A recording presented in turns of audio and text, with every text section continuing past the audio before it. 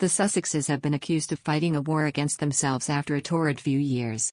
Prince Harry and Meghan Markle have nowhere to go in the US as they are fighting a war against themselves, it has been claimed. The Sussexes moved to the US in 2020 to lead a life away from the royal family, and have thrown themselves into numerous projects to advance their careers. But the former comms advisor at Number 10, Giles Cunningham, believes that their opportunities in the States could be about to dry up. Speaking to GB News, he said, it almost feels like for Harry and Meghan, they're fighting a war against themselves because the royal family aren't really reacting to a lot of this. I think essentially it's the law of diminishing returns for Harry and Meghan. They can have a go once on this. If they keep having a go, I think people are going to stop listening. Interestingly, you don't think they poll very well in the UK. So from a PR perspective, can they come back here and where do they go in the US? They've been dumped by Spotify over that deal. So you sort of see this kind of move to try and become relevant in the way they've become relevant. It's becoming shriller and shriller and shriller. I don't think it works.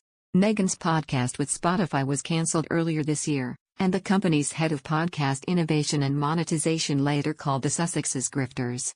Presenter Camilla Tominey asked the expert, also, in wondering whether they've got anything left to say now.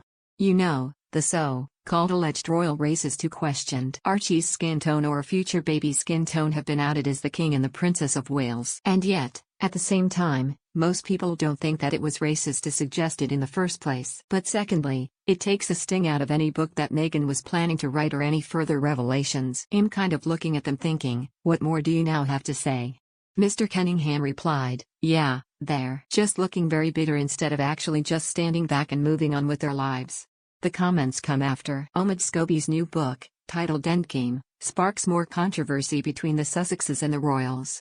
In the book, two royals accused of having racially insensitive conversations about Archie's skin color are named after years of speculation. The Daily Express is not naming the royals. We explain why here.